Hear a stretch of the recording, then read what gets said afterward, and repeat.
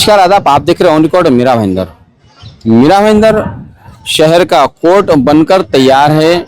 8 मार्च को उसकी शुरुआत होने जा रही है और इस मौके को देखते हुए मीरा भाईंदर के एडवोकेट वेलफेयर एसोसिएशन नामक संगठन ने आज मीटिंग का आयोजन किया था, जिसमें 8 तारीख को जो ओपनिंग होने जा रही है कोर्ट की, उससे रिलेटेड जो मुद्दे थे उन मुद्दों पर यहाँ पर चर्चा हुई। साथ में ही एडवोकेट अमेंडमेंट बिल जो केंद्र सरकार ने लाई है, उस बिल के खिलाफ में भी एडवोकेट एसोसिएशन अब इकट्ठा होता जा रहा है।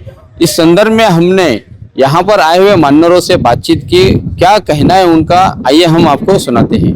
आज एडवोकेट्स वेलफेयर एसोसिएशन की तरफ से एक कार्यक्रम आयोजित किया गया था। 8 मार्च को मीरा भाईंदर में कोर्ट की ओपनिंग है।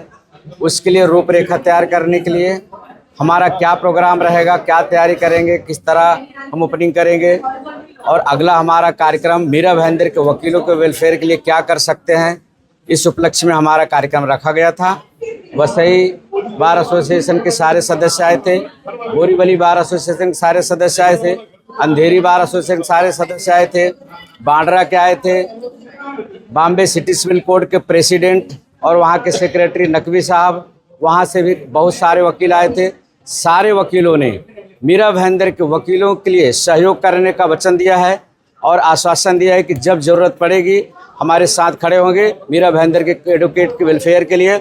इसके साथ एडवोकेट प्रोटेक्शन बिल पे जो कुछ वकीलों के विरोध में लिखे गए नियम, उसके लिए भी हम लोगों ने प्रतिरोध किया है, उसके लिए भी मीटिंग बुलाई जाएगी। ऐसे बिल मीरा भाईंदर वकील और बाकी संगठनों के लिए स्वीकार नहीं है, इसका हम निषेध करेंगे। इस पर भी चर्चा हुई। मीरा भाईंदर में आने वाला वकील मीरा भाईंदर के कोर्ट के लिए मीरा भाईंदर के वकील सभी एकजुट रहेंगे और सहयोग करेंगे, इसलिए हमारी यहाँ मीटिंग हुई थी। So as a professor and as an advocate, I'm really proud meeting all my students who are handling this very prestigious organization. On behalf of them, I really appreciate the work they do, and I'm really proud of all of these lawyer students of mine doing best for the advocate society. And it will be a privilege seeing the court over here. Up to we heard about the Advocate Protection Act, and that's very important nowadays because in this 21st century it's very difficult being a lawyer. I remember when I was doing my LLM, we were only 2 ladies doing LLM because of the fear that will happen in the courtroom. And now we're having thousands of advocates, women advocates especially, and definitely they need protection in such type of cases. So yes, we need it. The advocates are at very risk nowadays when they especially lose a case. I myself being a senior advocate, when I lose a case, my clients come and tell me, कि Hema ma'am इतना बड़ा advocate को रख के हम लोग case. In spite of the fact that I always tell them as a professor कि बाबा this you may not get justice because you are for the boys side, I'm for the girls side. It's not like that. The law is for for everyone. The judges will give proper verdict. So we can't say whether we win or lose the case. So when we lose a case, there is always a feeling in the mind of a client, इतना बड़ा advocate को रख के हम लोग कैसे case हार गए, है ना? So we need protection. We need protection, and yes, of course, we all have to work for it.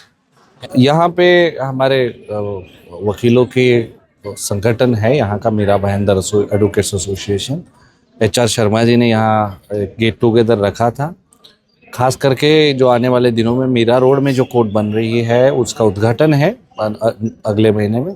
उससे रिलेटेड समस्या और उसके अलावा जो ब्रॉडर एस्पेक्ट्स था कि अधिवक्ताओं के ऊपर जो अभी 3 काले कानून जो लेके आए थे उसके बारे में, एडवोकेट प्रोटेक्शन एक्ट के बारे में, और किस प्रकार से administrative side of the court काम जो है वो किया जाए और अधिवक्ताओं के समस्याओं पे हल निकाला जाए, इसका मंथन जो है आज यहाँ सभी वक्ताओं ने, अधिवक्ताओं ने किया। इसी के अलावा कुछ लॉ प्रोफेसर भी थे, रिटायर्ड जजेस थे। तो मोटा मोटी देखा जाए तो आज बार एंड बेंच का यहाँ एक साथ आके चर्चा, मंथन और डिस्कशन हमने किया और उसका जो एक लास्ट में समराइज हमने अगर बताया जाए किया है तो ये है कि आने वाले दिनों में वकील अधिवक्ता के अधिकारों के लिए हम एक साथ लड़ेंगे और सभी अधिवक्ताओं को साथ में लेकर जो काले कानून जो अभी बनाए हैं जो हमारे खिलाफ में अमेंडमेंट एडवोकेट्स एक्ट आया है उसके खिलाफ में हम विरोध हमने जताया है, वैसा हमने यहाँ पे पारित भी किया है कि इसके खिलाफ में अभी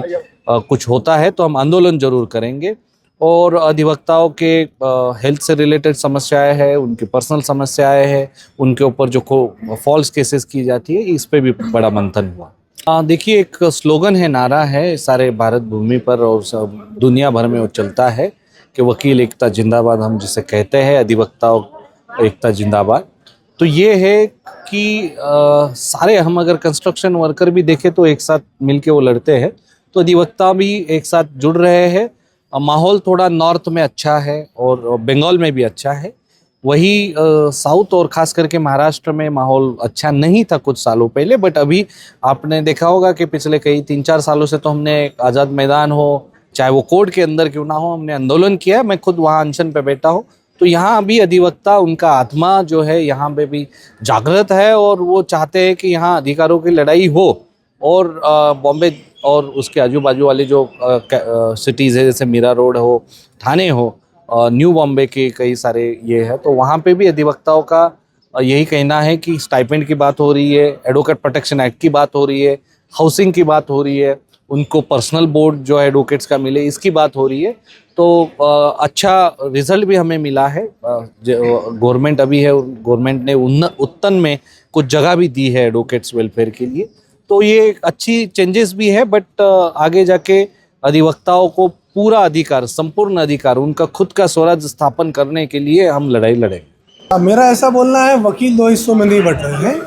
सिर्फ बात ऐसी हो रही है कि बजाय इसके कि सारे वकील एक जगह आके काम करते, कुछ लोग हैं कि जो थोड़ा पॉलिटिक्स खेल रहे हैं मामले के अंदर, और एक दो बड़े लोगों की पहचान के ज़रिए कुछ गलत तरीके से रिकग्निशन लेने की कोशिश कर रहे हैं। हम ये कहते हैं कि सारे वकील हैं साथ में, आप बैठो, साथ में काम करना चाहिए, लेकिन वो नहीं हो रहा है। कोई बात नहीं, हम इसको ये नहीं मानते कि वकील दो हिस्सों में बढ़ गए। हम ये मानते हैं कि एक पहल है, पहल करना कोई चाहता है। हम अगर सारे एडवोकेट्स जिसके साथ होंगे वो अपना काम करके निकल जाएगा। आज हमने अपना, ये जो सारे हमारे लोग यहाँ मौजूद थे, ये इसीलिए मौजूद थे कि उनको ये बताना था, ये दिखाना था कि सारे अधिवक्ता किस जगह पे खड़े हैं। और हमारा ये एसोसिएशन का ये बोलना हरगिज़ नहीं है कि हमारी एसोसिएशन के साथ बहुत लोग खड़े हैं इसलिए कुछ नहीं। अधिवक्ता क्या चाहते हैं अपनी भले के लिए, वो यहाँ सबके बीच में रखा गया, और अधिवक्ताओं ने यहाँ पूरे का पूरा जो लोग भरे थे, जो ऑडियंस थी, वो ऑडियंस और जो स्टेज था वो सबका सब एडवोकेट से भरा हुआ था।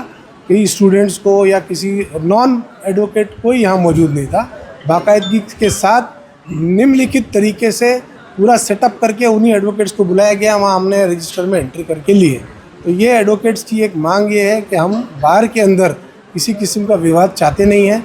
मेजॉरिटी के लेवल से जो भी फैसला होगा हर एडवोकेट को मान्य होगा। करीब 250 से 300 तक यहाँ पर एडवोकेट लोग शामिल हुए। न केवल मीरा भाईंदर बल्कि वसई, विरार, अंधेरी, गोरेगांव, बोरीवली, मुंबई और ठाणा के भी एडवोकेट ने यहाँ पर आकर हिस्सा लिया और इस कार्यक्रम को सफल बनाया। कार्यक्रम के बाद में यहाँ पर दाल बाटी चोखा का भी स्वाद इन एडवोकेट लोगों ने लिया था। इस पूरे मीटिंग में चर्चा का विषय ये बना रहा कि केंद्र सरकार ने जो एडवोकेट्स के खिलाफ में काला कानून ले आया है, उस काले कानून को किसी भी तरह से रद्द किया जाए और उसके लिए एक यूनिटी हो। और साथ में ही मीरा भाईंदर शहर में जो एडवोकेट्स है, उन एडवोकेट्स दो अलग अलग गुटों में नहीं बटे हैं, ये भी इस मीटिंग के द्वारा बताने की कोशिश की गई। आप देख रहे हैं कैमरामैन आरिफ कुरैशी और साबिर शेख के साथ ऑन रिकॉर्ड मीरा भाईंदर। धन्यवाद।